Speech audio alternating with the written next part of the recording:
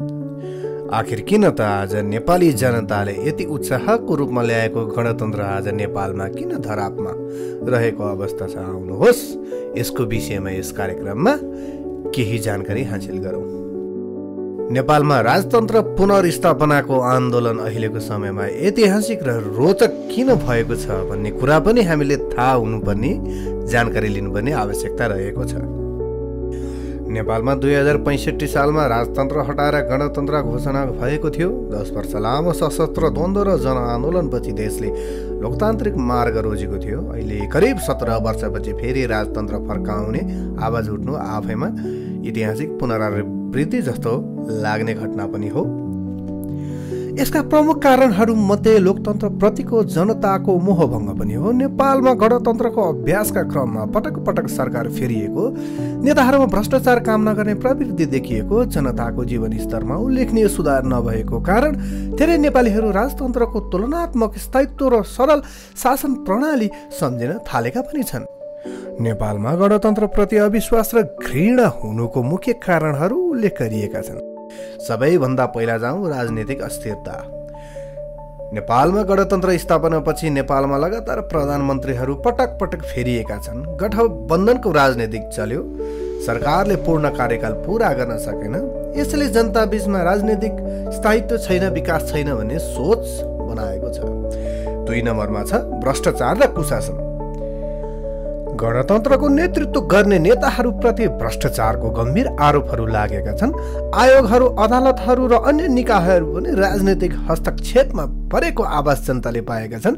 नीतिगत निर्णयहरू जनतामुखी नभए व्यक्तिगत वा दलगत स्वार्थमा आधारित देखिन्छन्। यसले जनतालाई निराश बनाएको छ। उम्मेदवारी चयन र चुनाव प्रणालीप्रति विश्वासको अभाव। दलहरूले टिकट वितरण गर्दा योग्य भन्दा नजिकका व्यक्ति वा चाप्लुसी गर्नलाई प्राथमिकता दिएको जनआरोप छ। निर्वाचनमा धनबल, बाहुबल र छलकपट प्रयोग धेरै हुने गरेको देखिन्छ। यसले लोकतन्त्र प्रतिको विश्वासलाई कमजोर बनाउँदै गएको पनि छ। 4 नम्बरमा जनताको आवाज गणतन्त्रले बुझ्न सकेन। शिक्षा, स्वास्थ्य, रोजगारी, यातायात, खानेपानी जस्ता सेवा सुविधाहरू अझै कमजोर भएका छन्। जनताको जीवनस्तर गणतन्त्र आएपछि उल्लेखनीय रूपमा नबढेको महसुस भएको छ। जनताले सोचेका थिए गणतन्त्र आएपछि परिवर्तन हुन्छ, तर त्यस्तो प्रगति अनुभूति नगरेपछि मोहभङ्ग भएको हो। 5 नम्बरमा राजतन्त्र प्रतिको भावनात्मक तुलना। धेरै नेपालीहरू विशेष त पुराना पुस्ता राजा वीरेन्द्रको शासनलाई शान्त, सुरक्षित र स्थिर युग भन्छन्। त्यसबेला देशभक्त, राष्ट्रिय एकता र धर्म संस्कृतिमा जोड रहेको सम्झना गरिएको छन्। यो तुलना गर्दा गणतन्त्र धेरै विभाजित, विखण्डित र विदेशी प्रभावमा रहेको जस्तो देखिन्छ।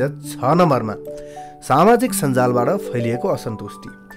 टिकटक, फेसबुक, युट्युब आदि माध्यमबाट गणतन्त्रप्रति आलोचना र राजतन्त्र प्रतिको समर्थन दिन प्रतिदिन बढिरहेको छ। यस्ता पोस्टहरूमा धेरै युवाहरूले कमेन्टमा राजा आऊ, देश बचाऊ, गणतन्त्र धोका हो आदि लेखेको पनि देखिन्छ। नेपालमा गणतन्त्रप्रति बढ्दो असन्तुष्टि, घृणा वा मोहभङ्गको समस्या गम्भीर हुँदै गइरहेको छ। यस्तो अवस्थामा दीर्घकालीन स्थायित्व र जनताको विश्वास पुनः स्थापना गर्न राजतन्त्र फर्काउने कि गणतन्त्र सुधार्ने भन्ने बहस उठेको छ। तर राजतन्त्र फर्काउने भन्दा पनि गणतन्त्र सुधार र जनअपेक्षा अनुसारको रूपान्तरण गर्ने उपायहरू अझ व्यावहारिक छन्। आदरणीय दर्शकवृन्दहरू, मैले आजको यस भिडियोमा नेपालमा गणतन्त्र किन अलोकप्रिय हुँदैछ भन्ने विषयको सानो जानकारी हजुरहरूको समक्ष राखेँ। आशा गर्दछु हजुरहरूलाई यो भिडियो मन परेमा हजुरहरूले लाइक, सेयर एन्ड सब्सक्राइब गर्नुहोला। यस भिडियोको अर्को पार्ट म हजुरहरूको समक्ष लिएर आउने प्रयास गर्नेछु भन्दै म आजको लागि प्रस्तुता यस कार्यक्रमबाट बिदा माग्न चाहन्छु।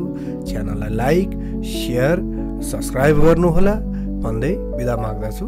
हस्त नमस्कार।